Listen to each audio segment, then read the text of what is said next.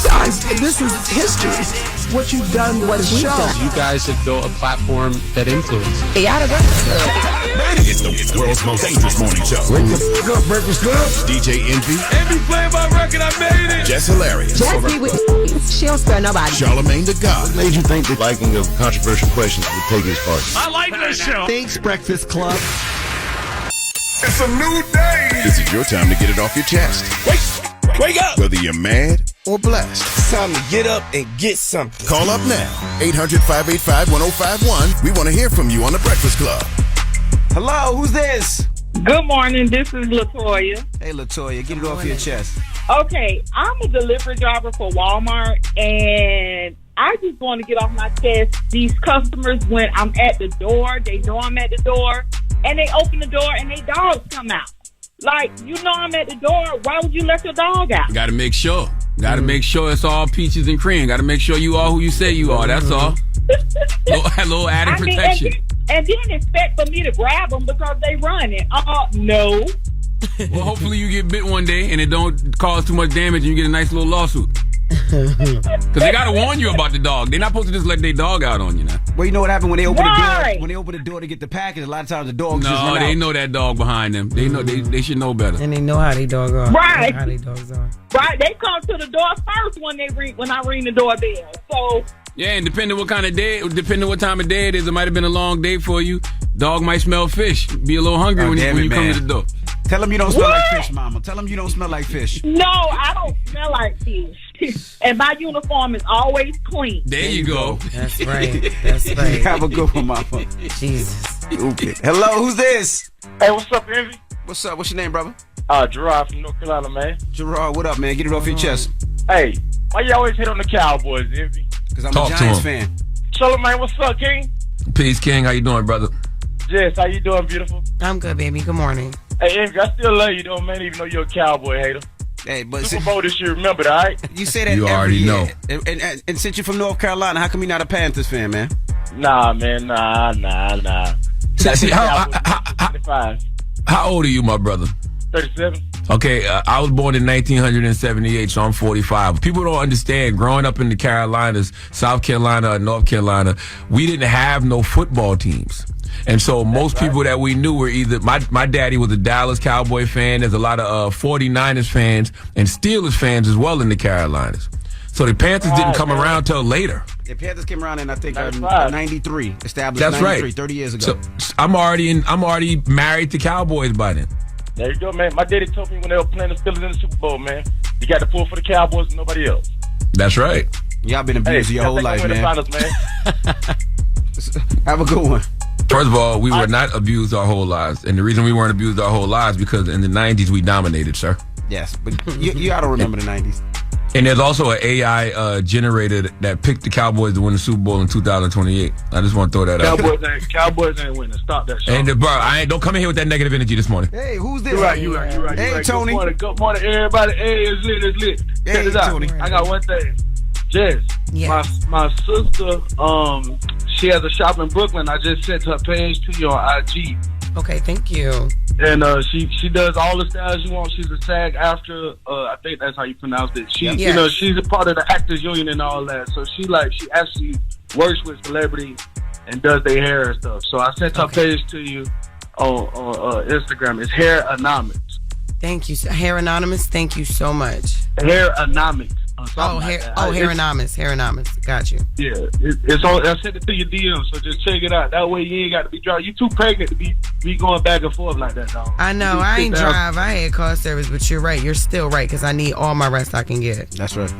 Yeah. Stop that hood booger stuff, man. Y'all have a blessed morning. Stop that hood booger stuff now. I didn't even go in the hood to get my head done. Stop that hood booger stuff.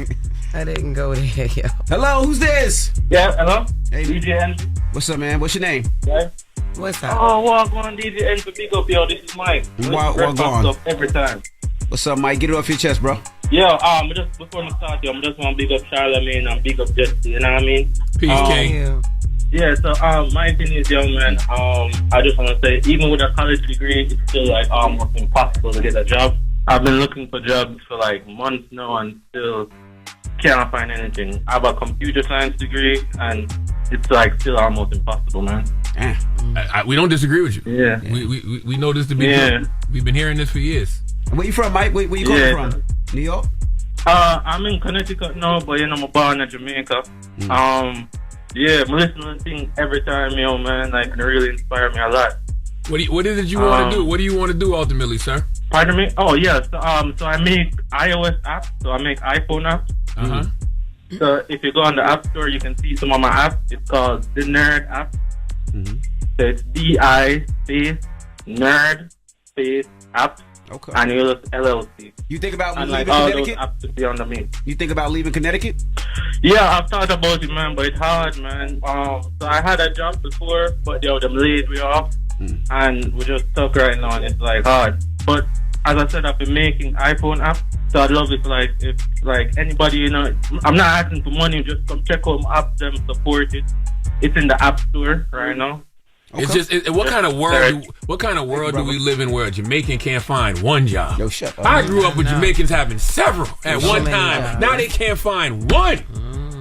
Get it off your chest. 800-585-1051. If you need to vent, hit us up now. It's The Breakfast Club. Good morning. The Breakfast Club.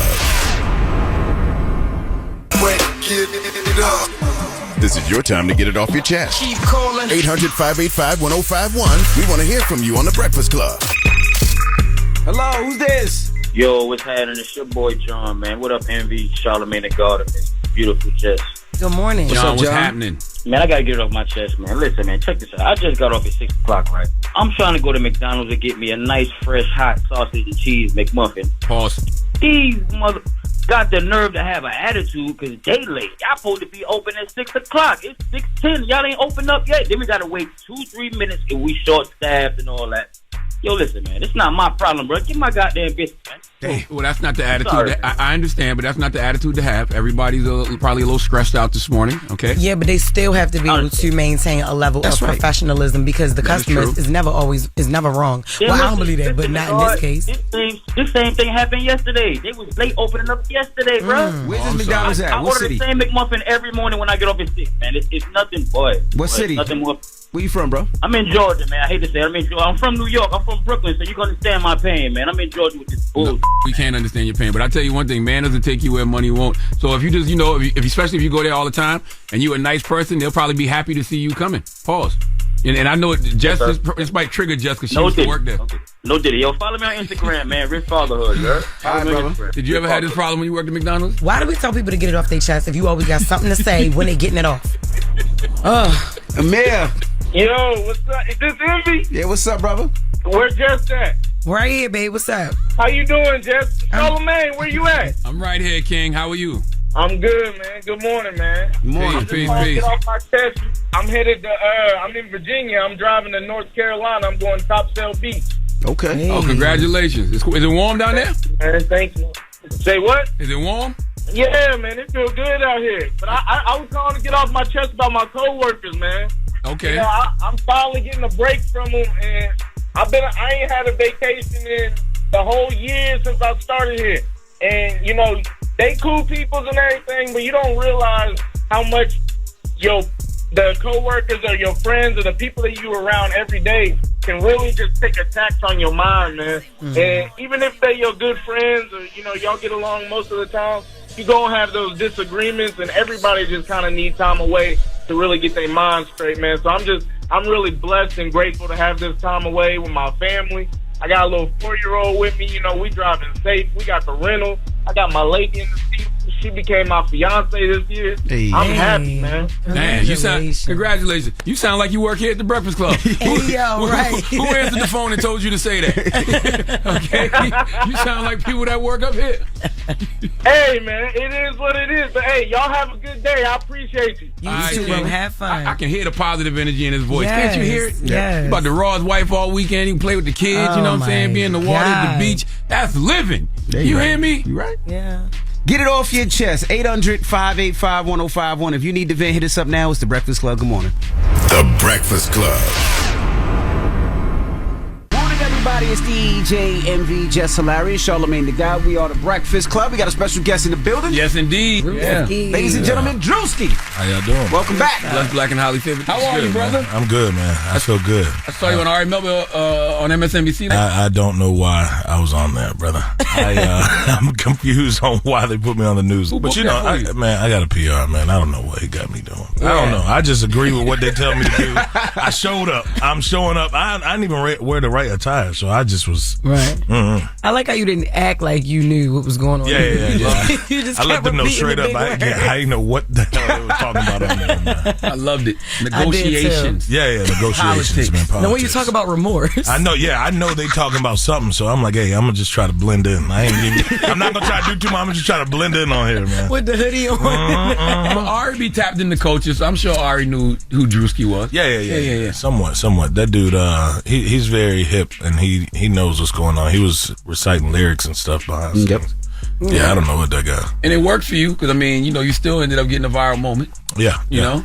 And it was funny. So the PR ended up working. It was like reverse of what it was supposed to do. I think we were supposed to be on there talking about me going to the White House or dogs in the White House. Man, listen, you went to the White House? Yeah, I went like a year ago. You had a dog?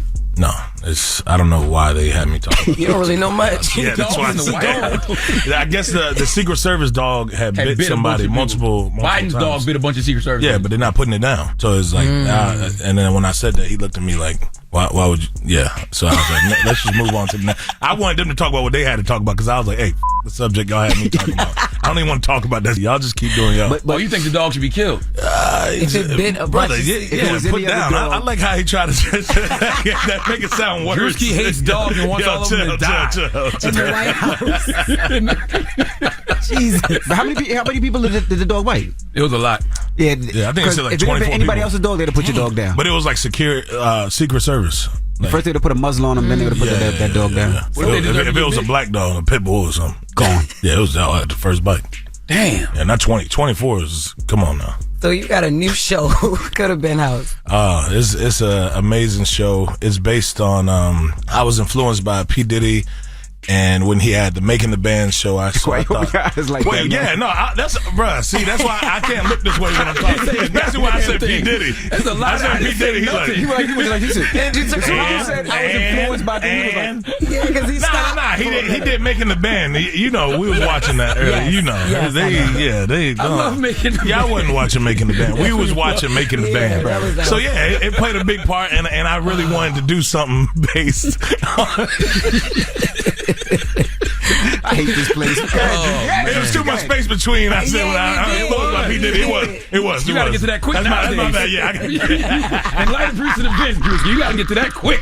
What you mean I need to say Making the Band first. There you go. I was influenced by Making the Band. There you go. The show. There you go. And it's an amazing show. It's pretty much like a comedic version of that, kind of like how Chappelle did when he did like a skit on Making the Band back in the day.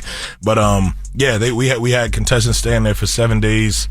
They competed for $50,000. And you come out of pocket to do that stuff, right? Yeah, man. But Nah, we had companies help us. We had Raising Cane's put up the $50,000 for the contestants to win. You serious? Yeah, I swear. And we had like Nike participated in putting in some money, Prize Picks, Icebox Jewelry put in some money too as well. Yeah, nice. Shout out to Icebox Jewelry. So why? So I mean, I see you putting it out on YouTube, and some people would ask why. But if you getting your own sponsors and you making your own money, why chase behind these networks and these streaming services? Is that the thought process? Man. Yeah, kind of, because it's like. We tried to pitch it to all these big networks anyway, and nobody believed in it. They were like, "Yo, what is Could Have Been Records?" Yeah, there's a lot of them older executives that don't really know. They're not really hip, and they just like we heard this guy's funny, but we don't know what the hell Could Have Been Records is. So every time I tried to explain it, nobody understood what I was talking about. So I'm like, damn, we probably just gonna have to do this ourselves. We went to every meeting. I'm taking Zooms. It's taking an hour. I'm explaining it for like an hour, breaking it down. We got a PowerPoint. I'm pointing at stuff. I'm making them laugh. So I'm like, oh, we got this. Nobody believed it. They all like, nah, we'll pass. That's one of your most popular sketches. Yeah, I know. That's we got proof of concept. I'm like, they're doing views. Yeah, we get millions of views. But they What happened with the show with you and Kevin Hart? Oh man, they took that off, man. We were supposed to do that Writer's strike. Oh wow. So during writer's strike, they took that down, man. They just got rid of it. I don't know what the real reason was. Mm-hmm. But it was a show based on like past high school, being like a high school senior, and I came on there and talked about it with y'all. But they I really don't know the full reason, but they took that off, man. I don't know. Damn. Yeah, it low-key pissed me off a little bit, but it is what it is. Just because, I really don't know the full writer's strike reason. You know what I'm saying? So, and I feel like nobody fully knew exactly what was going on with writer's strike and all that. So I think, they might have used that as an excuse. I really don't know, but we had everything rolling, but. You know, I think about you with sketch, right? And I think about, because I was born in 1978, so I've seen a lot of great sketch shows. In Living Color, Chappelle Show. I get gas when we start talking about times like that. But I think about it because you are very good at it, right? Yeah. Do you think you need a TV show to validate you to where people start talking about you in that way? Like they talked about the Key and the Peele, the Chappelles, then Living Colors. Not really. I think because social media is so powerful now, bro. Like without social media, and I'm sure she knows this too as well. Like social media might be bigger than TV now. Yeah. Like it used to be the goal. Like, oh, we're gonna get the TV, we're gonna do this big thing. But it's like when you really think about it, majority of the stars right now are like the social media people. We even got Twitch streamers who are making bigger bags than rappers. That's what I'm saying. Like, and Aiden Ross, these dudes are really making a lot of money. They're paying the rappers like real show fees to come onto their stream. So it's like, I don't know. It's different days, but I think that's what made me think I don't really need anything to justify anything, because it's like, damn, we doing it now. Like I will pull up to a city and say we're doing Could Have Been Records tomorrow, and thousands of people are out there just lined up trying to audition. So it's like, that's really the goal for real. All right, we got more with Drewski when we come back. Don't move. It's The Breakfast Club. Good morning. The Breakfast Club. Morning, everybody. It's DJ MB, Jess Hilarious, Charlamagne the Guy. We are The Breakfast Club. We're still kicking it with Drewski. Charlamagne? You know, I wanted to ask you about Could Have Been Records. Like, you talk a lot about the 360 deals and the bad contracts. Do you actually talk to artists about that? Is that what you hell yeah. I like to tell people straight up, we gonna f*** you over. That's why I said I was inspired by P. Diddy. That's what I was talking about. Why the f*** do y'all keep looking at me like that? When I say that, I'm saying that I'm inspired by the way he was talking to his people's label. Well, I ain't say that. I ain't say that. I like the way that he was talking to the people at his label on the show, so that's the same way we do our business. We tell you straight up. If you know you getting over from jump, what the problem is? You can't. You knew the contract when you got in here. That's true. You knew what it was. By the way, that's true even if you don't tell them that, because them can read. Go get you a lawyer, read the contract. No, they can't all read though. Don't. Yeah. They can't all read. Yeah, somebody that was dyslexic that was recently on the show. You know that. Okay, his brother can't read either. I'm listening. He lost his speech. I'm waiting on you. Brother. He like to get you to just keep talking and just run down that rabbit hole of saying stupid. He like, keep doing it. Go ahead. Talk yourself into that hole. Drewski did dogs. Hey, I'm smart as that. See, I gotta come back and correct myself. I feel like we need to put a disclaimer at the beginning of this. Wait for Drew to finish his whole answer. I thought you came here just had beef with everybody. Nah. Got a D in their name. Y'all bringing up all the beef, man. Dogs, dyslexic, Diddy, Desi. Wait, whoa. Nah, y'all, hey, come on, man. I don't got no beef with problem with nobody, man. Is it tough for people to take you serious in meetings because you play obviously too much? You see, like I'm trying to be serious, man. I'm trying to get my point across. Since I was a kid, man, I always, But I think, what do you mean, even when you was a kid, they didn't take you serious? Yeah. I think like teachers, students, all that, man. Like I used to f*** around so much that everybody thought everything I said was a joke. So it's normal. But the people close to me, they know. Why you laughing, man? That man talking. No. When a brother's trying to tell his truth right now, man. I'm laughing at that man. Yeah. God damn. Do you remember a time where like you was like dead serious? Like, man, like you was sick or something, and you didn't believe you, and they didn't believe you? Yeah, I had to go to the hospital when I crashed on a 4-wheeler like 4 or 5 years ago, and really like 3-4 years ago, and I went to the hospital, and everybody was in there trying to take selfies, take videos, and joke around, but I really was like hurt for real. But it was like a whole joke that I was in there. Like, what the hell you doing in here? I'm like, help me. Oh, they thought you was doing this. Yeah, you know what I'm saying? They like, everybody like, yeah, it's like, yo, I need help right now. You know what I'm saying? But that's the problem. Boy, what your ass doing in here? Get your ass, sit up, get up. I'm like, my back. My back. You know what I'm saying? But that's the thing about comedian. Man. You can never be serious or like really be going through some real shit. Well, no, that's because of you, because you do sketches. Nah. Even DC. DC recently, I think somebody stole his bag or something. Yeah. And niggas in the comments roasting. They said, lame man, lost your bag at the club. I'm like, damn. Bro, he has some valuable things in there, man. No, I can't. Can y'all really show some remorse for this dude? Yeah. People don't give a when you funny, people don't give a With your skits, you do be having like I be having real circumstances. Yeah. So I think people be thinking that I be coming in stadiums, arenas, courthouses. Yeah, it don't matter where we at. TSA. So I can Yeah. Like, so why would I believe you? Yeah, you're right. I get it. So yeah. I had a guy text me. When was NBA All-Star Weekend? Last weekend? Yeah. He was flirting with you? Man, shut up. The guy texted me last weekend. And he was like, it was in a group chat, and he was like, man, most popular person at some NBA All-Star party was Drewski.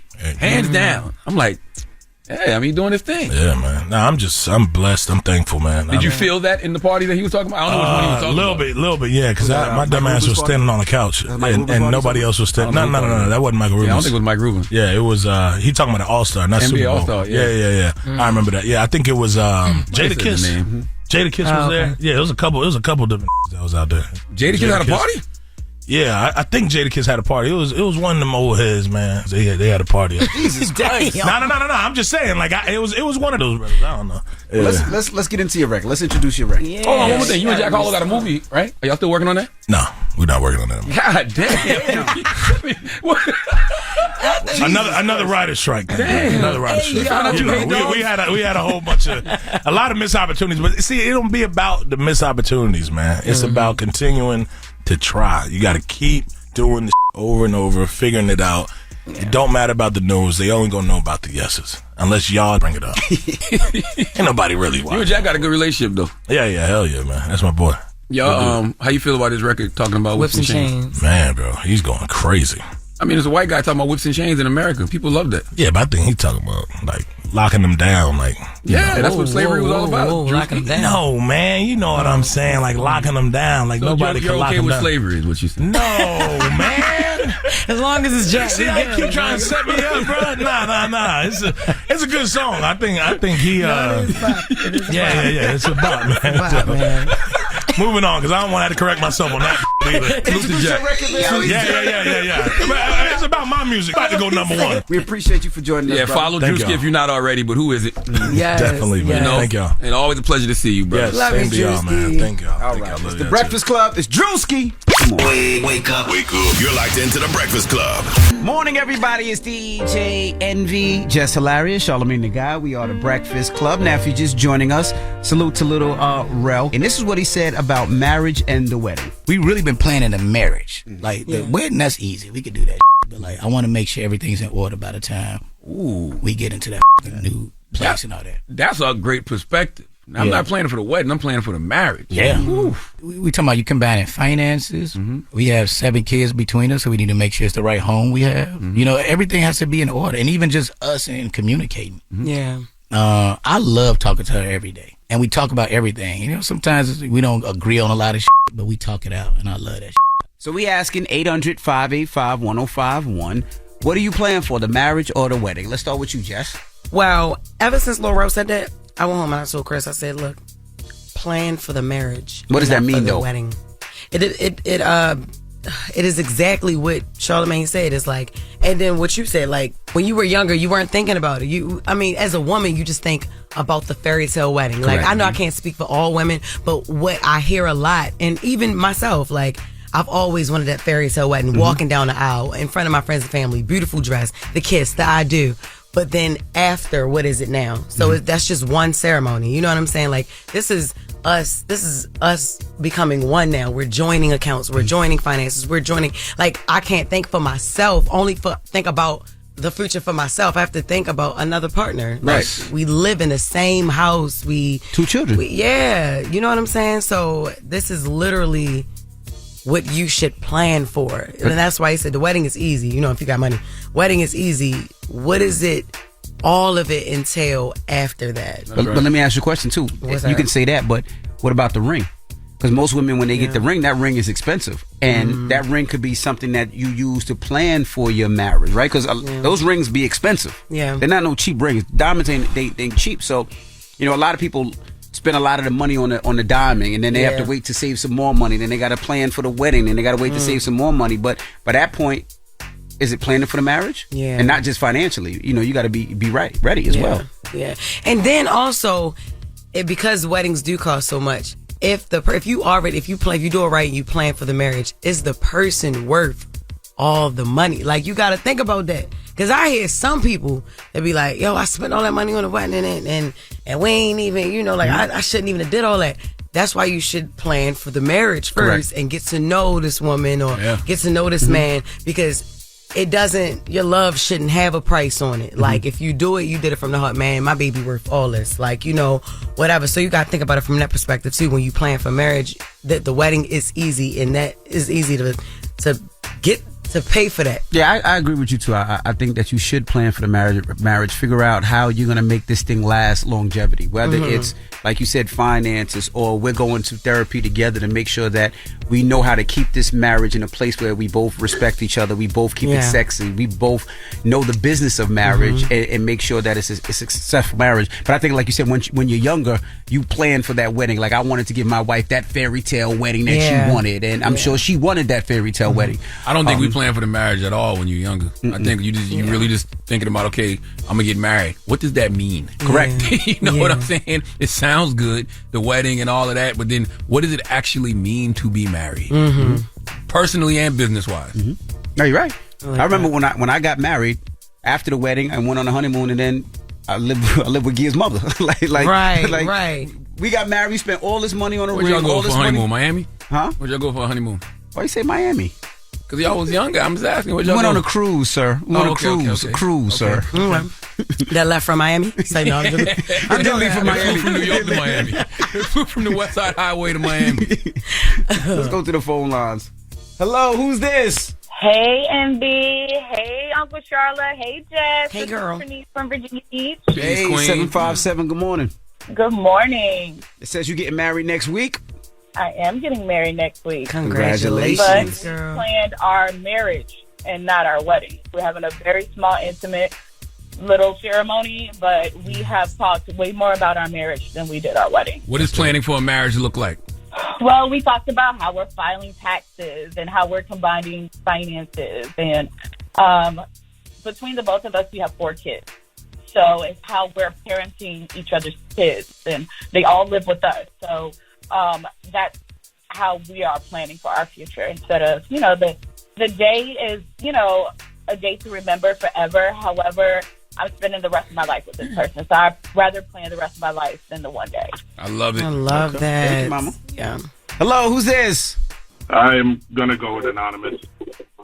Uh-oh, that means the wedding didn't work out. Yeah. Yeah, no, definitely not. I agree with Lil Rel. Once you're out of the hypothetical of what we gonna do when we get married, my ex, she just wanted to live in the fanfare and the pageantry, and I wanted to go back to premarital counseling. I wanted to plan the future. I set up the joint bank account, and she just wasn't moving accordingly, so I canceled the wedding. Okay, you saw it before it even got there, because how it starts is how it ends.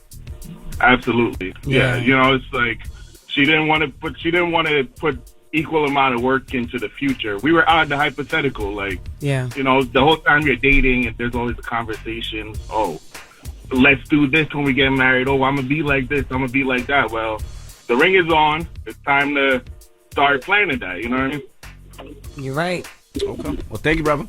Hello, who's this? Hi, this is Fatima from Fayetteville, North Carolina. Hey, Fatima.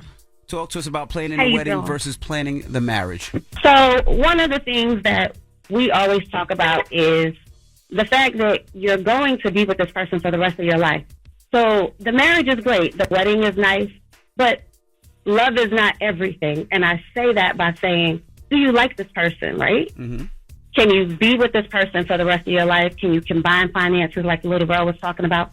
Mm-hmm. And also think about, you're also marrying this person's family, right? Mm-hmm. So a combination of both, you have to plan for the future, from finances, sickness and health, like everything that you can think about, because marriage is not easy. Right. It's work. So people think it's fun and games until some real-ish really happens. Can you be there for that person and have that faith in that person, that person's going to be there for you as well? That's real. All right. God, man, that's real. Mm-hmm. Thank you, Mama. Yeah. What's the moral to the story, guys? If there's more, Plan for your marriage. Yeah. That's what we're trying to tell you this morning. Plan for your marriage. The wedding and the ceremony is great. That's cute. But that's really just a moment in time. The marriage should be forever. That's right. I can't wait till your little big head get married. Yeah, I can't wait. But you know what? I can. So, you know, because, planning for a marriage now, because you also got to make sure people's mental state is right, too. Like, some of the phone calls that I get up here for Jess Fix My Mess. Remember we had that one caller where she was like, she didn't know, she married her husband, and when he left her, when she left him for cheating, he killed himself because he felt like I remember that. he couldn't have, he couldn't deal with losing her. Mm-hmm. But that went back to something he was dealing with way before even meeting her. Like, you know what I'm saying? So you just gotta, therapy, mental evaluations, all that. You gotta know who you are becoming one with. That's real, because we're having all these conversations about financial, but you really got to go do the work on yourself, man. Both partners. Yeah. To be in holy matrimony with a person and do it together as well. Lord have mercy. Talk about you gonna be with this person forever. That's right. Until they get triggered by your fart. And then, oh my God. You know what I'm saying? Y'all in the bed together and you fought on the person by accident, not realizing that happened to him in jail, and some crazy stuff happened after that, because when a man farts around another man, that's flirting. You don't even understand why that happened. Now he bugging out and you don't realize why. See, that's personal. Like, when he throw them little scenarios out there, I'm like, okay, Charlamagne went through so much. With somebody, and that's why he is a mental health advocate. Yeah. Because he's still working through some things. Yes, I am. Mm-hmm. That's why he pulled out his pants when he fought. I hate a little fart, though. I don't fart in my clothes. He pulled out his pants when he fought. Yeah, like, he flirt. I hate a little fart, especially with the Mexican farts. What? Because they eat a lot of, no, never mind. Her boyfriend is Mexican. And black, but his eating habits are very Mexican. Yeah. And so, I hate a little Mexican fart. That little rice and beans rip hit different, yeah, like, with the queso and all that. I'll be like, nah. Yeah. It's the Breakfast Club. Good morning. The Breakfast Club. Morning, everybody. It's DJ NV, Jess Hilarious, Charlamagne the Guy. We are the Breakfast Club. We got some special guests in the building. We have Kim Osario. The legendary Kim Osario. Welcome, Kim. Good morning. And also Malik Bowie. Welcome. Thank you. How you feeling? Now, they have a new documentary, Tale of the Tape. I'm about to say we. Tale of the Tape, how the mixtape revolutionized hip-hop, which I'm an executive producer on as well. Welcome. Thanall right. Did I mess up the whole thing? That's all right. You good. Thanks for having us. You good. Why do they still call them mixtapes? Do they still call them mixtapes? That's the question. Even to this day, there's no mixing. They're not on tapes. It's mixed shows now. Now it's mixed shows. Yeah, that's true. Well, they were mixing back then, but it talks about how the mixtape game and how the mixtape started. So it starts from the beginning, from Brucey B, DJing parties, and how people started and how it became so popular. So before we get into that, let's tell people who you are. Let's start with you, Kim. Okay. It all started in the Bronx. When I fell in love with hip hop. A lot of people know me from The Source magazine. So I was the former editor-in-chief of The Source magazine, but today I work primarily in television, right? Producing passion projects such as this one, but also a lot of projects that you're familiar with. People know me today from The Impact New York, Love and Hip Hop, Growing Up Hip Hop, your favorite reality shows. That's right. And Malik? Oh, man. I'm a director, producer, owner, operator of Red Summer TV. I've been in the game a long time, telling stories. Used to work at every platform, produced for Rap City, 106, etc. But now I do everything through my company, and was happy to have Kim come aboard for this project. Now let's break down the Tale of the Tape. What made you guys want to do the Tale of the Tape? Kim, I didn't think you were a DJ. First of all, don't play with me. You know I used to have turntables, right? Did you? Yes, What was your I name? sold them. I needed to sell them at one Christmas back in the 90s that I didn't have any money to buy gifts. I sold my What turntables was and your I DJ still name? regret it. Why you want to do that What though? was your DJ Why you name? didn't You just really sell think crack? I can't DJ? It was the What's with the 90s. pause, right? No, like I love DJing.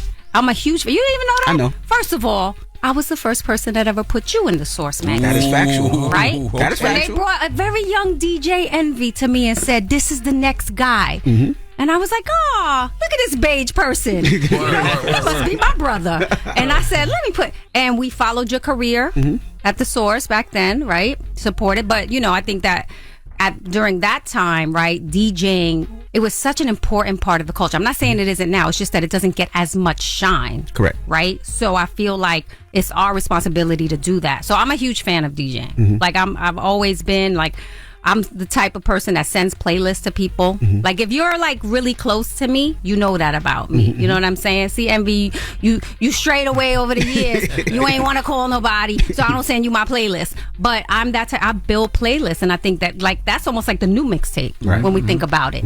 But I just love music. I love DJ culture, and so it was a project that I wanted to get down with. Now, you guys started this project years ago. Many years ago. Yeah, yes. you could tell from J. Cole doesn't have dreads in there. Neither does Kendrick. I don't think you got any facial hair. I definitely don't have beard. I didn't have any gray. The products, all the products that they use now weren't out back then. Shut up, man. Fat Joe got the Rewind 10 now. That wasn't around when y'all probably started this. So why did it take so long to actually get it out? Like Kim said, this is a passion project, right? Self-funded. It started because of me being a storyteller. Everywhere I went, interviewing and documenting, whether it was artists, whether it was DJs, the connective tissue was always the mixtape. That's how everybody either got their start in some way, shape, form, or fashion. And I was like, we have to tell this story. So some of those interviews were on the back end of certain productions. You know what I mean?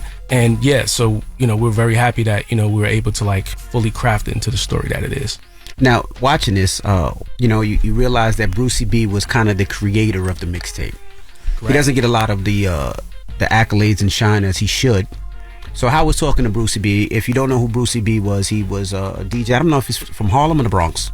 I think he is from Harlem, right? Harlem. Yeah. So talk about Brucey B and how it was created. I mean, first of all, shout out to Brucey B. He was, really, really inviting. I just got his number through a friend and gave him a call and said, "Look, I want to do your interview. Cool. What time and where?" His story is so dope because he was that guy from the rooftop, right? That legendary club, which I guess what the tunnel was for us, something like that. But it was a painstaking process to like actually record his mixes and then spend the whole week duplicating them one by one by one, right? And then selling them that next week. The only other way to make, ways he was making extra money was like hustler dude saying, "Yo, can you shout my name out?" He's charging extra for that, and it's just dope as we follow it in a linear process till we get to like, you including you guys are DVDs and shrink wrap and whatnot. So it's dope to see. Now, I noticed Ron G wasn't on the project. That is correct. What happened with Ron G? Ron had some scheduling issues. I'll say that. But, we couldn't not talk about him. Ron G is an integral part of mixtape culture. I went to the National Treasure, Morgan State. He used to come down and battle with him and SNS. We had parties. That's actually where I met you the first time. You coming through Morgan, going to Hampton one weekend. And we did some business with your mixtapes because I had a mixtape spot back then. And I was going to ask, with all those, what was one thing that you realized that you didn't know? Like for myself, I didn't know that Swiss Beats actually got his start by listening to these DJs do intro, and he wanted to create intros like that, and that's how he actually got into production. I didn't know that. What was one of the things that you guys learned off of watching or making this that you were like, wow, I didn't know that? I go first. I think what I learned most interesting was why Kid Capri exited doing mixtapes. I didn't know it had got so high for him. I just thought it was a natural transition progression for him to do, Def Comedy Jam and kind of go, more of the business / corporate route. But, that wasn't necessarily the case, because if he was stuck around doing what he did, It ended up like drama? I think so. Absolutely. Right. Absolutely. And I think for me, besides the fact, of course, that I learned that you was a lot more controversial. Spicy? You was a lot more spicy in the original interview. I was. You know what I'm saying? Like you've toned it down a little lot. bit, and I think that's what you had to do in mixtape culture, right? Like you had to get out there. It was very competitive, but I learned a lot about drama situation and how that changed the course of mixtapes and kind of steered into the mixtape, I think, as the younger community knows it today. They don't really understand like how we viewed mixtapes back then. How you went to the 125th Street, Fordham Road, 3rd Avenue to get the tape if it came out on Friday, just to hear all of the new cuts or hear the new blends. They don't have that same perspective, and I think the game changed around that time when the feds raided. R.I.A.A. Yeah. Yeah. All right, we got more with the legendary Kim Osario and also Malik Bowie. When we come back, don't move. It's the Breakfast Club. Good morning. Morning, everybody. It's DJ NV, Jess Hilarious, Charlamagne the Guy. We are the Breakfast Club. We're still kicking it with Kim Osario and also Malik Bowie. Charlamagne? What about, I haven't seen it just, so what about Wayne and 50? Did y'all speak to them? Because there was a period where DJs, the artists were probably more important to mixtape culture than the DJ. Charlamagne, you knew we wasn't getting no 50 in this damn documentary. We said it was self-funded. We said it was self-funded. He's my guy. You know what? Yeah. And I think part of the reason to have Envy come in and work with us on this documentary was just to have a credible DJ be able to help us shape our narrative and telling the story and make sure there weren't things that we missed. Because a lot of that inside stuff, you don't know really what's going on. And then you come in with your cameras and you're trying to interview people and they're not really telling you the full story. So Envy was our checks and balances. So Envy, why didn't 50 do the doc? Because I think with this doc was mostly based on the DJs, the actual DJs. But there was a period where the artists did shift things. And we talk about that a lot in there, right? Like the G Unit, like how they changed the game, Dipset, right? And that's where... And that's why, we did get Kendrick. Kendrick is in there. Kendrick's in there. J. Cole's in there. J. Cole talks about... Future's in there. Yeah. J. Cole on there talks about how he thought he would never do a mixtape. He thought it was whack. And then when he came up here in New York and seen all the DJs doing it, he was like, I have to do it. And that was the creation of his mixtape. That's what blew him up. Yeah. Like, that's what set the foundation. And that's what he talks about. Yeah. So he talks about that. So now let me ask you, when it comes to DJs, who do you guys consider the Mount Rushmore of DJs? Mixtape DJs, I should say. Oh, wow. Take me out, because I would probably want to take me out. 'Cause I'm part of the project. That's 4, right? Brucey B, Kid Capri, Ron G, and DJ Clue. What? That's just what I listen to. Okay, so you leave drama off. But drama comes later in my mind. Like that's much later. And you're from the South, so that's different. I'm from New York. For me, it would be Clue, Drama, Ron G, and probably Kid Capri. Yeah. Malik? Yeah, I think definitely Kid Capri, Clue, Drama, and go SNS. Wow. SNS. You left doo-wop off, and you said that was your favorite mixtape. 95 Live is my favorite mixtape. Yeah, wasn't that Ron G and Doo-Wop? 95 Live? It was just Doo-Wop? Okay. Just Doo-Wop. Yeah, I see it's bad because a lot of people forget Brucey B, right? They forget what Brucey B did for mixtape. He started it, so just because of that, Brucey B has to be on there, right? Then for me, Clue is my mixtape savior. He's my god, right? He's not my dad. I said he's my mixtape daddy. Come on, man. Give him his credit. He said he's your DJ daddy. Give the man his credit, man. He's not my dad. Why you don't give Pops his credit, yo? Give Pops his credit. He's not my dad, but he's definitely up there. You can't take away what Drama did. Like, I joke with Drama all the time, and we always talk about who's better, Drama or Clue, but Drama was one of the people that changed the game when it came to mixtape. Like, Clue changed the game, how he did it, but Drama was getting full artist mixtapes, which wasn't done before. And what he was able to do was, some of these artist mixtapes are better than their actual album. If you think about what he did with Jeezy, what he did with Wayne, what he did with Gotti, what he did with G Unit, what he did with Pharrell, what he did with all those T.I. especially is like you can't take that away from Drama. And then it's like that's kind of 4, but you can't forget Kid or Ron. You know what I mean? So it's very difficult. Right. Why y'all try to have Drama calling my phone like he wasn't on my top 4? Yeah, I was like, you can't take everybody win against me. I was like, okay. But you know what? That was after, I think, my impressionable years of when I was consuming mixtapes, right? So, like, I could see why, in my mind, I look at really, like, the forefathers more so of the culture at that time when mixtapes were prevalent. We broke down a lot of the artists that got their start from mixtapes, right? Can y'all break that down a little bit, some of those artists? I mean, of course, there's G Unit, and of course, there's Dipset. But Joe Budden talks about how he got his start. He talks how integral you and Clue were to his career. He always says he did it first. He always says he was that, but that's just Joe, right? He said, no, I did it first. G Unit and Dipset copied me. But I think those music tapes, set the bar for what a lot of the other guys did, from the Coles, Kendricks, and especially Big Sean. Yeah, I'm just glad that people get a chance to see where it actually started from and when DJs really matter. And I think the DVDs is great. I mean, you'd have to do French Montana, where he got his start. Of course, Mack. You know, Mack was my first fight. Oh, so you can't come on as executive Now, we producer? cool now. He beat me up, too. He beat me What do up, you think, too. Charlamagne? What do you think? Smack beat me up, too. Smack beat you up? Really? Troy, yeah. Salute to We went Smack, to school man. with each other. You said shout out to why you gonna shout out? Dirty. Salute to Smack. Wow. Smack was my first fight in See, this is, elementary school. but these are the things that we have to document. And he fought me in front of my pops, too. That was the That's crazy thing. crazy. You got beat up in front of your Clue? This is crazy. Clue ain't help you, yo? This is crazy. I think it's going to be interesting to see, too, how DJs got their music. Like those exclusives that they used to put on their mixtapes. Like, I always like hearing those stories. I like hearing how artists used to get really pissed off and used to be hunting the DJs down because of that. Who Kid talks about that? He talks about Clue and Envy, how they used to steal. Who Kid got kidnapped? Did he talk? No, he didn't talk about that. Yeah, he got didn't kidnapped. talk about Yeah, he got kidnapped. Pun kidnapped him. They Yeah, that's they said they were going to crazy. book I him for a remember party. that story. They said they were going to book him for a party, and Who Kid drove up to, I think it was the Bronx or Harlem, and they told him to come to the car so we can give you your deposit. So his man stayed in the car. Who Kid jumped out and they threw him in the back and they beat him up for playing an exclusive. So that was one of them. Wow. But we used to get the exclusive a couple different ways. So the Biggie exclusive that I got was Biggie put his car in valet, and the valet guy took the tape out and sold it to me. So that's how we got that one. Yeah, that's what they said. What song was it? Pray for My Downfall. Wow. It was unmixed, unmastered. The all the Irv Gotti exclusives, it was Irv Gotti's intern. They never paid the interns You're just back blowing then. them up here, huh? That's old now. They never paid the interns. When Irv used to go to the studio, what he used to do is he used to play the DATs back in the day loud in the office so everybody would hear it. And the intern took that one. And then the engineers in the studio. Yep. So all these artists would be disrespectful to the engineers and curse at them and yell at them. Right. So you give them a couple hundred. Back then it was a couple $100, right? Like $200, and they go and the they record. just leaking the records. And they would leak the records. That's how we got a majority of our records. Wow, that's an exclusive right there. That's how we get them back. How could the mixtapes legally be sold if they weren't original songs?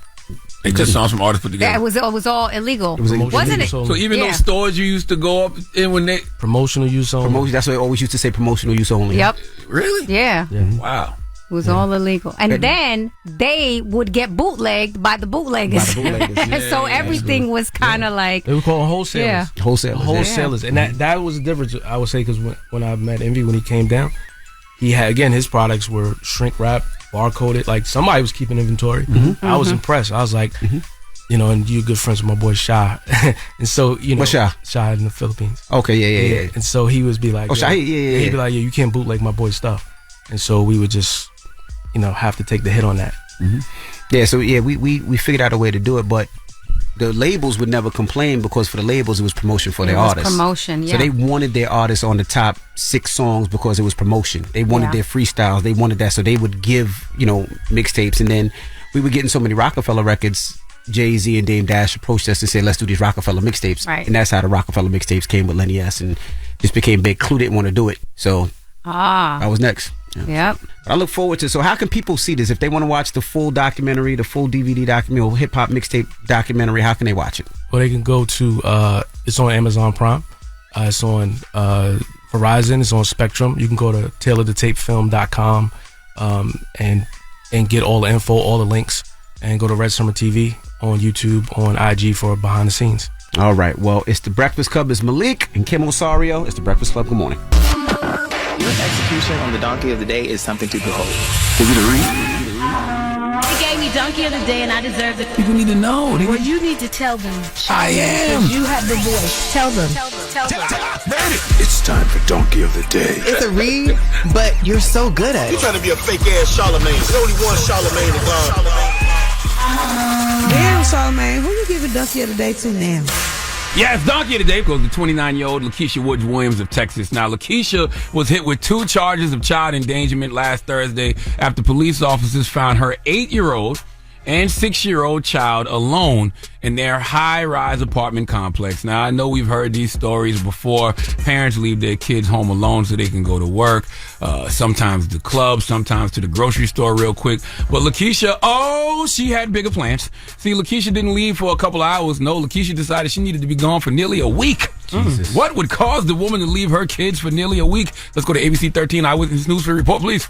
Lakeisha Williams. Williams is accused of leaving her 6-year-old daughter and 8-year-old son home alone at their luxury high-rise in the Memorial City area while she flew to Florida and boarded a cruise to Puerto Rico. Both juveniles told officers that they had been left alone since April 4th. The young children were said to be left alone to fend for themselves for at least 5 days and told deputies they didn't know when their mother was coming home.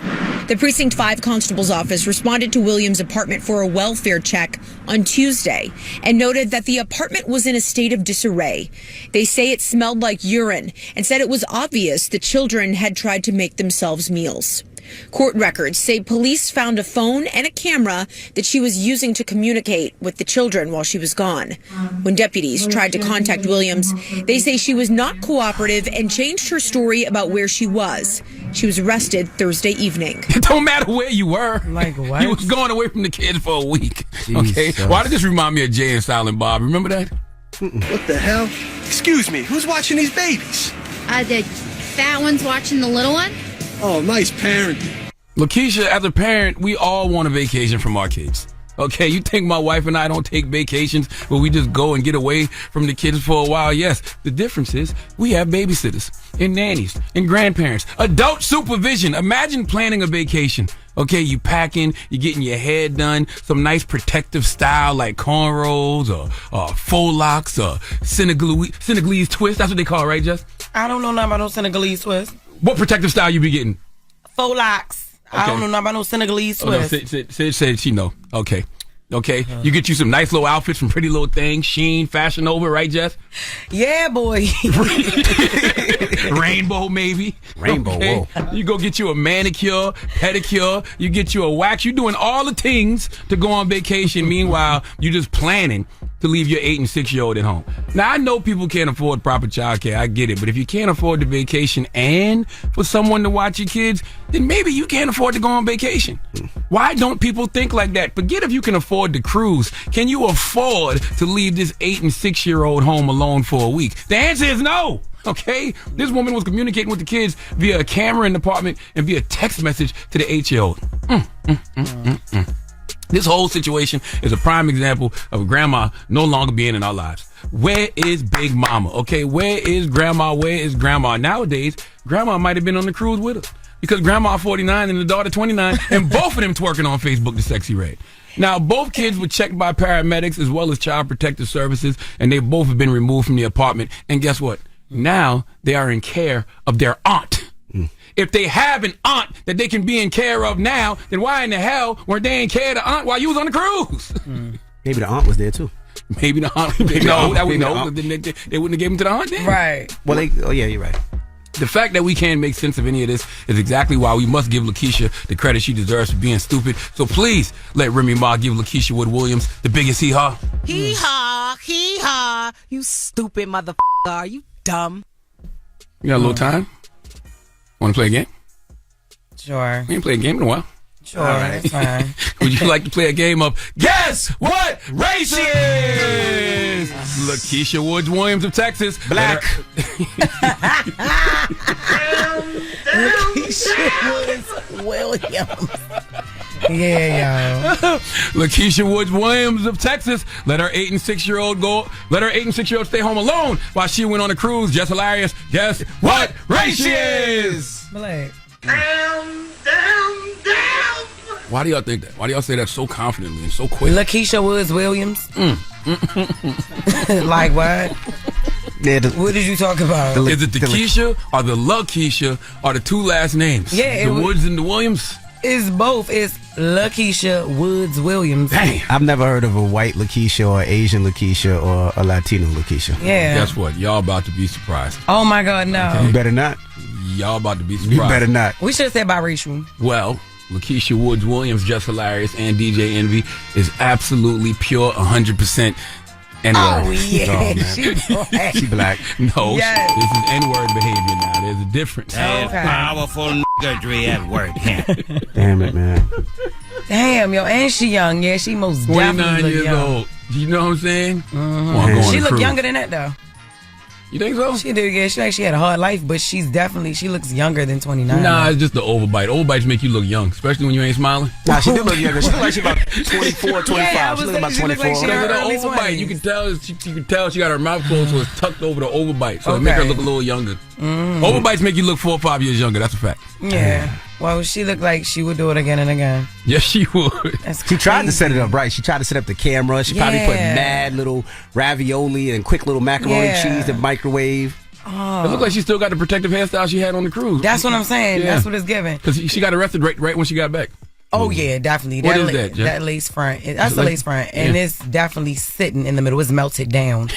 So it's definitely leaving sleeve for the guards. All right.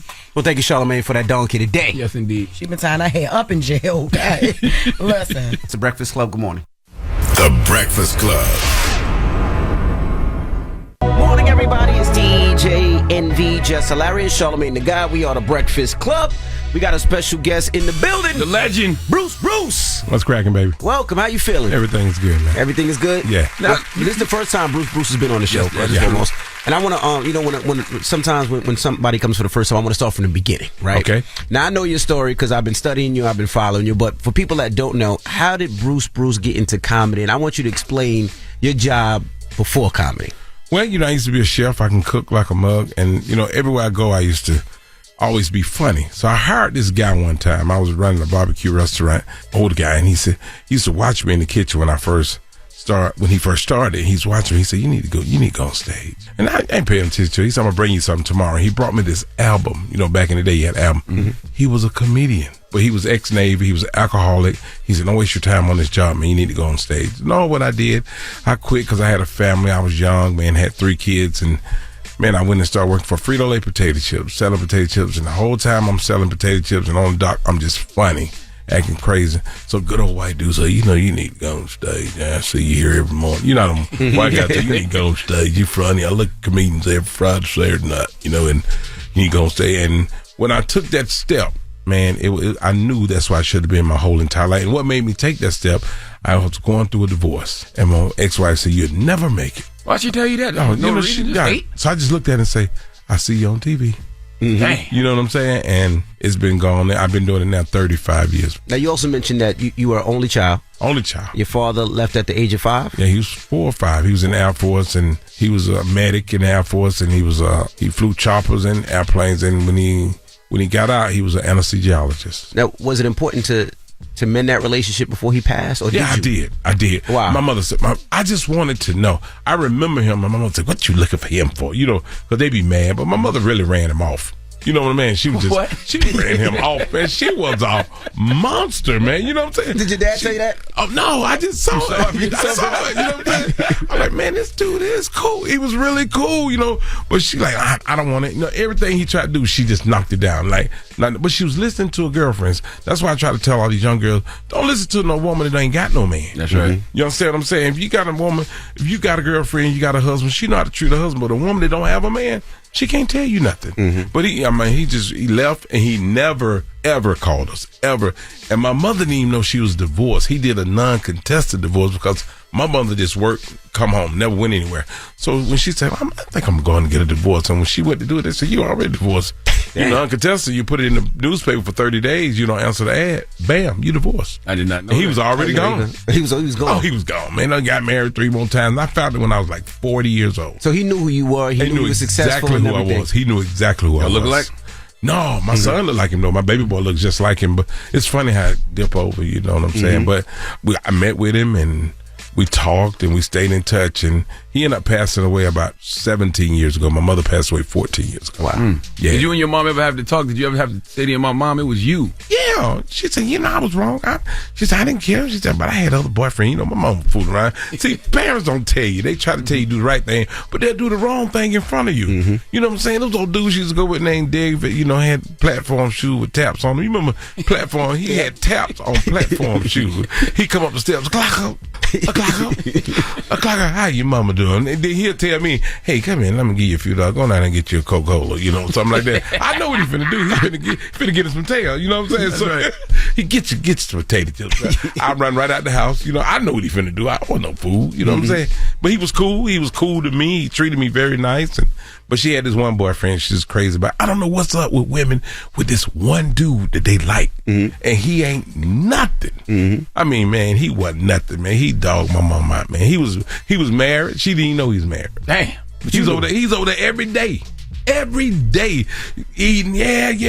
God is a good God. You know how to joke with you. Yeah, God is a good God. And I'm going to tell you what happened. When I was in high school, 4 of us used to hang together, and we saw him in his truck. And my buddy said, man, that go your mama boyfriend with your mom. I said, no. I said, that's my mom boyfriend, but that's not my mom. It was another lady. So I got out the car, looked at him and said, hey, I see you, right? He said, oh, hey, how you doing? Played it out. Come on to my mom's house. I told my mother, I said, I seen him with another woman. He looked me dead in the eye. He said, he did not see me. and my mother believed it. But the reason she believed it, because I didn't like him. So she just kind of figured I made up a story about him, and she let it go. But it took her girlfriend of hers to see him say, I saw that dude with another woman. You know what I'm saying? And it took her to tell me. She dated him like 16 years, man. Damn. And that ought to tell you, my mother, I don't want to get married. Okay, you don't want to get married, but this dude's already married, so you can't marry this dude. When she found out, she was toe up. Yeah, I heard her. And you said your Uncle Paul inspired you as far as comedy because he was the funniest person you know? Oh, man, he was funny, man. Okay. He tell a lie. Everybody got to help him with this lie. Every lie he tell. Did I tell him? He like, yeah, he told me. Paul ain't saying nothing. Everybody help him with this lie, but he was one of the best bakers in the world. He practically raised Gladys Knight back in the day. And they used to call him the sweetbread man. And Gladys Knight knew him. His name was Paul Henson Jr. And he went by the sweetbread man because he was the baker in Atlanta, Georgia. He was the man. And he talk about Gladys all the time. But Gladys and I was really raised on the same street. The street was Chestnut Street. They changed to James P. Brawley. I was on 415. She was on like 785, something like that, just right up the street, like 2 blocks up. Did you know her? No, I was a little kid. But she lived there with her first husband, you know what I'm saying? But Gladys is a girl, though, man. Wow. How were you able to translate your funny to actually make a career of it, but somebody like Uncle Paul, who was funny, couldn't? I don't know. My Uncle Paul was just scared to go on stage. He was scared. See, black people back in the day had the skill to do everything, but they were scared to do it. They had so much fear. So like young kids now, they'll do it. They were like, I don't care, I'll do it. So I just took it and ran with it. My uncle was one of the best bakers in the world. He went against bakers from France and Italy, from England, and he beat them all out. You know what I mean? Then he went to, he had a cheesecake that he made that was one of the best cheesecakes in the world, and they tricked him out of it. And didn't have sense enough to get a lawyer and everything. Gave him like $10,000. They clapping. He was all happy when he. But he stole his recipe. Yeah, when he could have got 100 million. You know what I'm saying? But just didn't have the sense and the knowledge to do that at the time. Oh, I wanted to know, as a child, was Bruce big as a child? No, man, I was a little bit. They used to call me Little Bruce, man. I didn't get fat till I got married. I don't know why I got married. That's why all that kick your uncle. Oh my God, I wouldn't eat it, man. I was just a little bitty dude, just running around, just messing with everybody. I was a little bitty kid, man. But when I got married, I got fat. That's what happened to us as black men.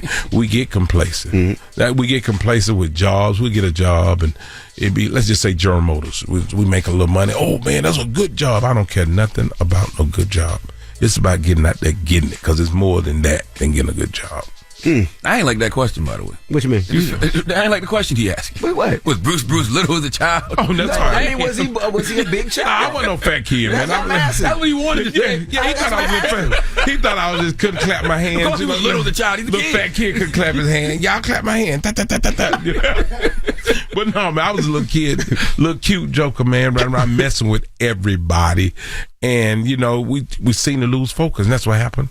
You lose focus, you start eating crazy. But now I'm back at it, man. I'm 62 years old, man. Wow. All right, we got more with Bruce when we come back. Don't move. It's the Breakfast Club. Good morning. Morning, everybody. It's DJ Envy. Yes, I lost my voice. Jess Hilarious, Charlamagne the Guy. We are the Breakfast Club. We're still kicking it with Bruce.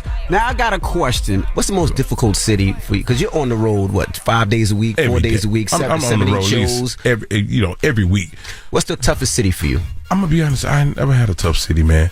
I've had some tough crowds when the comedy clubs hold these people hostage. Like, let's just say first show is at 7. Second show's supposed to start at 10. All right, they let the first show run over. These people that come to the show at 10 o'clock are outside waiting. So now they're pissed. They pissed, you know. So you got to really go to work to make them laugh, you know. Or go and I'll say something like this. Say, y'all ever been at work and they want to be there? They be like, yeah. I said, that's where I feel now. You know what I'm saying? So when you break the ice with them, you got them. Once you get them, you got them. But you got to run the clubs on time. And it's hard dealing with us as black people. It's hard dealing with our black people, man.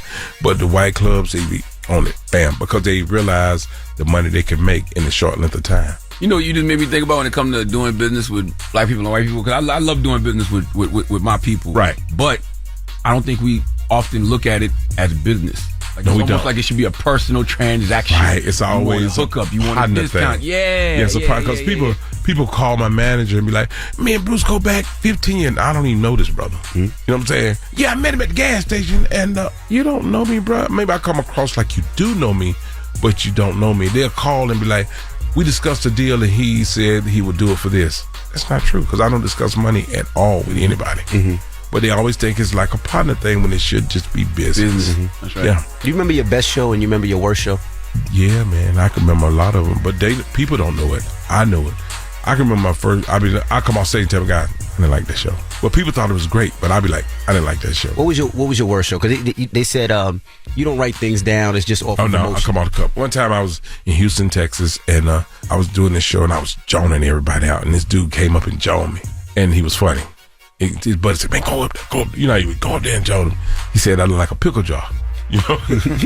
And I started laughing, like, damn, that's funny, bro. You know? I said, I'm going to keep that. You know, he's telling me like a pickle jar up here. I like, oh, my God, that's funny.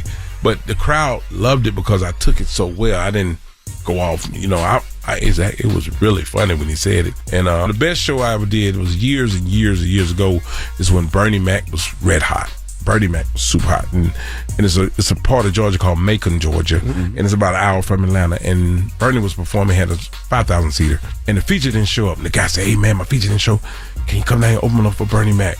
I said, "Yes." You know, I had been in the game there about 5 years. I said, "Yes," and I drove down there quick as I could, and I was on stage, and I can remember Bernie Mac had his arm folded, looking at me. He said, "Who's that dude right there?" He said, "It's Bruce." He said, "He is funny." But Bernie went up and ripped it. And I worked with Bernie twice in my whole entire life. Macon, and then I worked with him in Columbia, South Carolina one time. 803. That's it. But Bernie was a bad dude, man. And people don't realize when he did I'm Not Scared of You on Def Jam, he made that up right then. Because everybody was coming up, they was having a hard time here in New York. Def Jam, they was getting it to him. You know, New York, you know, they don't hold no punches, you know. And Bernie said, man, I ain't scared of them motherfuckers. And he went up and did it. Him and Capri went together on it, and he ripped it, man. Wow. Bernie was a bad dude. Was that the funniest comedian you ever worked with? No, man. I know some funny comedians now. Like Tony Roberts is stupid funny. Tony makes me laugh. You know who Tony Roberts is? Yes. Oh, my God. Tony Roberts told me he used to date a girl. Her breath was so bad, it smelled like a horse's hiccups. So, damn. Who think of that? Who think of a horse's hiccups? You know what I'm saying? He makes me laugh. Mike Epps. Mike Epps is one of the dudes I trained back in the day. Mike used to be on the road with me. Mike moved from Indiana to Atlanta. I used to take him on the road with me, and then he moved to New York. And he called me one day and said, man, they want me to audition for Fridays. I said, what you waiting on? I said, looking for somebody like you. And he called me a week later and said, I got the part. I said, you're on your way, Day-Day. That's my man. Now, we seen Cat Williams pulled out his chopper a couple of months ago. He was firing at everybody. What was your thoughts? Because, you know, a lot of that stuff was inside that became outside conversations. I think Cat just told how he felt, man, and what's been going on in his life for real, and he just got fed up with it. You know, when people dog you out, let's just say this. I used to tell people, I had a club in Atlanta, it's called Club 559, and I used to tell my securities, I said, listen, when you have an altercation with a guy, be careful, because they don't forget you. You don't forgot about them. So if you throw them out the club, throw them on their head, and they be like, I'm not going to forget that. They won't forget you. That's real. But you forgot who that was, and you go to the store with your woman, shopping, he run up on you. You remember me? You're like, no. You have to be careful. So Cat just went through some things, stuff that he never forgot that was done to him. And he's coming back retaliating, and he just told it like it was. I mean, there's a lot of different things you could take from that conversation, but the thing I took from it that I appreciated, it felt like it put black comedy in a new light. Yeah. Like people started paying attention to the OGs like yourself, Tony Roberts. Like I don't know, I just felt like it just shined a light on the people who've been doing it. And people got to understand something about Cat Williams. Cat Williams is not a dummy. He is very smart. He's very smart. I don't know if y'all remember when he had altercation in Atlanta with Wanda Smith. If you ever noticed, he never lost his composure. No. He stood there and drunk his coffee, and he was killing her the whole time. And he just cool like that. He's very smart. He's a smart guy. How did you feel about all these artists mention you in their songs? I love it. Were you ever surprised? Did you hear it before when you heard "Let Bruce hit it"? My God, I just hate when dudes say it. You know what I'm saying? Like I be let Bruce hit it, bro. You shouldn't be saying that. Your girl should say it, but not me, not you, bro. He said that on the text this morning. Oh my! Did he? Because our producer was like, "Man, Bruce is already his." We were on the way in. Yeah. And so he goes, "Well, entertain him then. Let Bruce hit it." I was joking. It was just. Okay. I forgive you. That's what he said. I forgive you. That's inside stuff, man. I just thought it was stupid. Yeah, but he felt we cool, so he just told me. And our producer told him he was going to HR. I'm going to HR. Yeah. It's gonna be some people in that breather hard. Why did you do that? Why did you do that? Yeah. Why did you do that? And Biggie mentioned you in Hypnotized. Yeah. When was the first time you heard it? Did you have a relationship? What happened? I was in Jacksonville, Florida. I never forget this. And I wanted to meet him so bad because I was a fan of Biggie. You know, man, he came in and I was on stage clowning. I was joning people. I mean, I asked the dude. I said, "That shirt silk or this?" I said, "Is it silk or you iron it too much?" You know, something like that. He walked in. He said, "This dude is funny," because if you ever really pay attention to Biggie, he didn't really smile that much. You know what I'm saying? He just always had that look, this nonchalant look. He smiled on the video when he was on the boat. Remember he was on the boat and he started smiling? Yeah. He said, "I'm going to put you down for real." And when I heard it, I'm like, what? What was the Bruce line? There was people were debating whether he. Yeah, well, did he say that? Yeah. What was the line? He was like, Bruce, who? Do something to us. Talk goes through us. Girls do us, want to screw us. Who? Me, Poppy, and Puff. It was just love he showed, man. He was a cool guy, man. And I actually saw him smile and laugh because I never saw him smile. He just always had this like hard look, like, you know, he ready to fight, but he was really funny. He was fun to be around. So he told you he was going to put you Yeah. Okay, so that's how you know it was. Yeah. Okay. I listened to it over and over. I just kept going back. I just listened to it over. I just kept repeating it. Listened to it over and over. And that was love. That was real love. All right, we got more with Bruce. When we come back, it's The Breakfast Club. Good morning. The Breakfast Club. Good morning. We are The Breakfast Club. Comedian Bruce is still here. Charlamagne? Now, out of Def Comedy Jam, Showtime at the Apollo, and Comic View, which one had the most impact on you? Comic View. Def Jam first. Def Jam was the star. And come on now, we got to give it to Russell Simmons. I mean, big up for him. Def Jam was good, but when I did Comic View, see, Comic View started out as Coast to Coast. I don't know if y'all remember that. They used to come out to your city and come to a club and film you and then take it back. And DL was the host there, and he was like, "Look, went all the way down to Atlanta at a club called the Comedy Act Theater, and we seen this guy Bruce, and then show me." And I did the Coast to Coast when they first started, but I never forget the year that I hosted. It was probably the best year for me that I have ever experienced in my life. They went from 10 million viewers to 20 million viewers when I host, and it was great for me. It was good. I made some money. They gave me money for wardrobe. That's why I dressed in all them suits, because I thought I was a pimp. You know what I'm saying? I thought I was a straight up pimp. Why do you help so many comedians? Comedians talk about that you help so many comedians in their career, in their life. What gives you the energy? Because a lot of people be like, "I ain't helping him because he might get bigger than me." But you talked about so many comedians you do. Oh my God, yeah. But so many helped me. I never forget when I was in the Comedy Act Theater in Atlanta, and John Witherspoon came to Atlanta, and he looked at me and he say, "You got it." He said, "You really got it." He said, "I like you." So he started telling me what to do and what not to do. And he helped me, took me up on his wing. Ronaldo Ray did the same thing. He helped me on BET when he was my co-host. People don't realize that Ronaldo Ray was a college professor before he started doing comedy. He was extremely smart. And he would tell me sometimes, he said, "Turn your body to the right a little bit when you tell that joke. It'll work better." And I'm like, how's that going to work better? And it worked better. And then the last of the Mohicans who really told me, he said, "You won't have to find them, they will find you." His name was Paul Mooney. Wow. The legend. Paul Mooney. He told me that. Rodney Winfield. Y'all remember Rodney Winfield? Yeah, my man took me. He said, "A lot of these jokers don't like you just because you're funny." He said, "Keep being funny. You're going to be all right." He used to call me, do shows with him. You know, back in the day, man, somebody say, "Man, we got a show paying $300. I'm like, "Let's go." You know, these new kids now, you say, "Man, I got a show for you." "How much they paying?" "Hold it, player. Hold it." You ain't been seen walking by TV, much less on TV.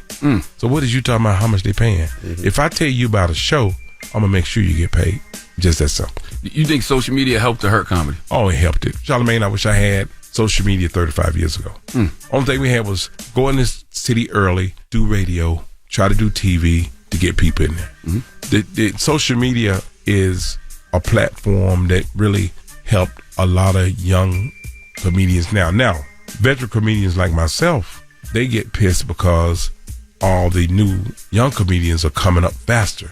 I've been doing comedy for 25 years, 30 years, and he ain't been doing comedy for 3 months. I tell them like this: if you can't beat them, join them. And they're winning. So you might as well fall in the footsteps. They are winning. But that's why them young comedians feel like, that's why they're asking how much. Right. Because they following on social media. But then the only thing about it, Charlamagne, is when they do get booked, only thing they got to say is what they did on social media. That's right. You got to bring out more than that. That's right. You know, you got that 7 minutes you got, it's bye. But what about this other 20 minutes they need you to do?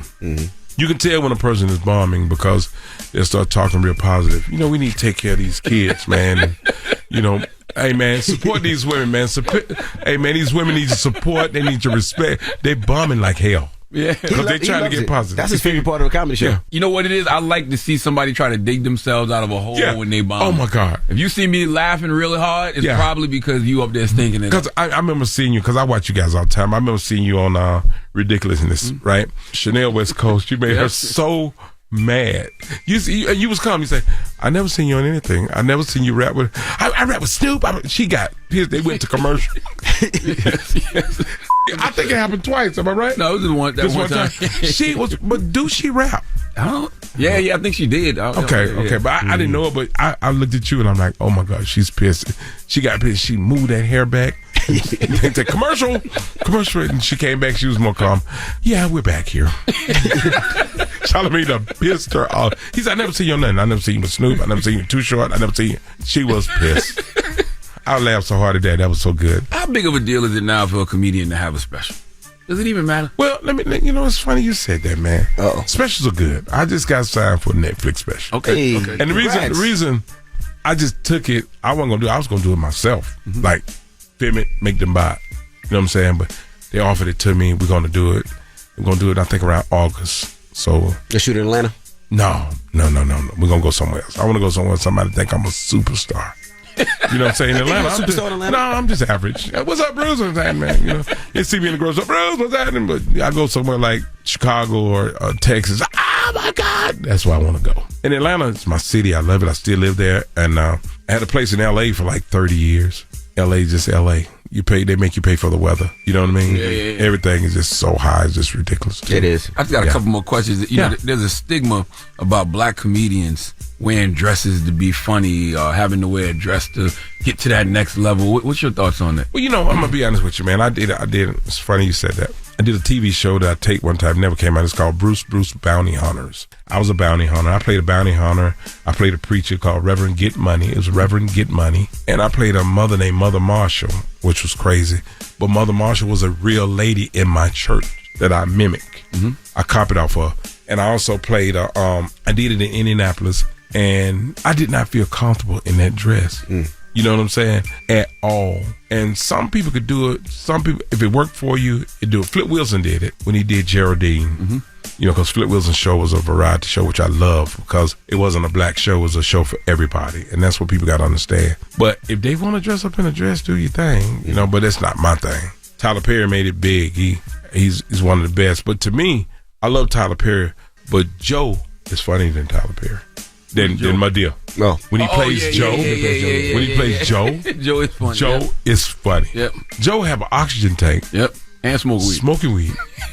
Coughing, and I say, thank you, Jesus. You know what I'm saying? So when he plays Joe is the funniest dude. That's just me. I think I love Madea a lot with Joe too. Yeah, I love Madea, but Joe's funny to you. Oh my God, Joe is funny. And see, back then, when we used to see people in the dresses, or even see like when they used to do Men on Film on The Living Color, it was just funny. Like it was I funny. never thought nothing of it. Men on Film was the thing.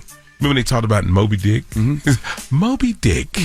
That gets 2 snaps and a kiss and a roundabout. You remember that? Yeah, the twist. Yeah, the twist. Yeah. Why do you have to say your name twice? Because my mom used to call me twice. My mama said, if I call you the 3rd time, I'm going to kill you. So,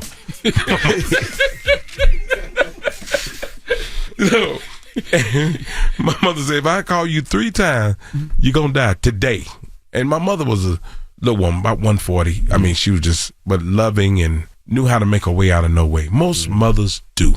That's why it's always good when you do get successful and you start making money, make sure you take care of your mom. And one thing you got to realize, it don't take much like you think it does. That's right. People think like, well, I got to do that. No, your mama don't want that much. She just want to make sure she's okay, she's comfortable, and she got a little money. My mother, the last 20 years of her life, I made sure she was straight. Didn't pay no bills, nothing. But it didn't take much. But then when your family members found out about it, they started trying to use you too. You know, my mom going through something. Well, that's your mother. This one is mine. Well, there you have it. Real. Well, there you have it. It's Bruce. Yeah, we've been trying to get Bruce up here for a minute, man, because, I've always disrespected you as a comedy legend, man. That's my man. You're an icon, so salute to you, Bruce. Thank you, man. for coming. It's Love and Bruce. respect. It's the Breakfast Club. Good morning. Wake up. You're locked into the Breakfast Club. Morning, everybody. It's DJ NV, Jess Hilarious, Charlamagne the Guy. We are the Breakfast Club. But leave us on a positive note. The positive note is this. Maturity is when you know the other person is lying, but you just smile and let it go. What your lying ass? Breakfast Club, bitches! Y'all finished or y'all done?